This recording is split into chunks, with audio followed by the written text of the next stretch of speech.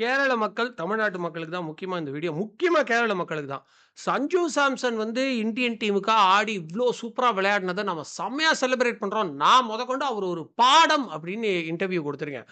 Sanju Samson Indian டீமுக்காக விளையாடுறத இவ்ளோ celebrate பண்ற கேரளைட்ஸ் தமிழ்நாடு பீப்பிள். கேரளால இன்னைக்கு ராகுல் காந்தி வந்தப்போ, "நீங்க சைனாக்கு ஏத்தா மாரி ட்ரோன் பண்ண முடியுமா?" அப்படின்னு கேட்டதுக்கு, நம்ம கேரளாவ சேர்ந்த உங்க கேரளாவ சேர்ந்த ஒரு மலையாளம் பேசக்கூடியவர், "நாங்க சூப்பரா ட்ரோன் பண்ணிக்கிட்டு இருக்கோம். அது சைனாவோட ட்ரோன மீட் பண்ற அளவுக்கு 3 வருஷத்துல பண்ணுவோம்." அப்படின்னு சொன்னாரு. அந்த வார்த்தை, அந்த பதில வந்து ராகுல் காந்தியால ஏத்துக்க முடியல. நான் திருப்பி சம்மரைஸ் பண்றேன். ராகுல் காந்தி வந்து கேரளால ஒரு கான்ஃபரன்ஸ்க்கு வந்திருக்காரு. அந்த இடத்துல வந்து அ ஒரு ஒரு இன்ஜினியர கேட்கிறாரு. "சைனா அளவுக்கு ட்ரோன்ஸ் பண்றதுக்கு நான் உங்களுக்கு எந்த அளவுக்கு சப்போர்ட் பண்ணணும்? நீ வந்து இந்தியாவ கேவலமா பேசாம இருந்தா சரி." அப்படின்னு மனசுக்குள்ள நான் நெனச்சுக்கிட்டேன்.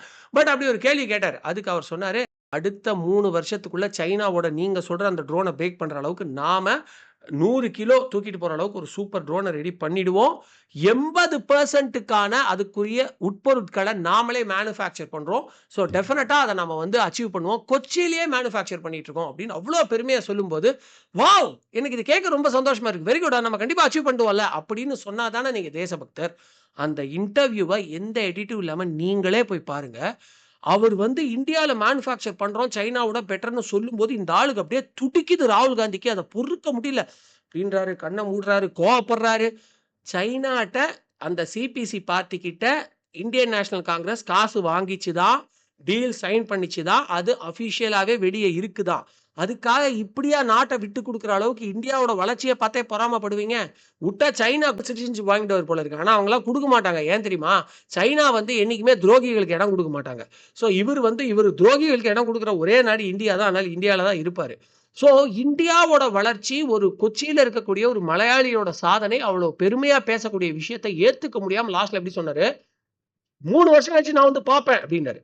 ஒரு உண்மையான தலைவர் என்ன சொல்லணும்? இப்பவே பண்ணுங்கப்பா நான் பார்க்குறேன் அப்டிங்கணும். அவர் சொல்றாரு என் கார்ல இருக்கு நான் காட்டுறேங்கிறாரு. 3 வருஷம் கழிச்சு நான் வந்து பார்ப்பேன். அவ்வளோ ஈஸியாலாம் நீ போயிட முடியாது. இந்த வார்த்தை சொல்றாரு. அவ்வளோ ஈஸியா நீ போயிட முடியாது. இத விட ஒரு காழ்ப்புணர்ச்சி ஒரு இந்தியனுக்கு, ஒரு இந்திய வளர்ச்சி மேல, ஒரு மலையாளி செஞ்ச சாதனை மேல இருக்க முடியுமா? அப்படிப்பட்ட ஒருத்தருக்கு போய் மலையாளிஸ் நீங்க ஓட்டு போட்டுட்டு பெருமைன்னு சொல்லிக்கிறீங்கன்னா, தமிழ் மக்கள் நாமும், மலையாளிகள் சகோதரர்களும் தயவு செஞ்சு இனிமேலாவது காங்கிரஸ்க்கு ஓட்டு போடக்கூடாதுன்னு சத்தியம் பண்ணுங்க.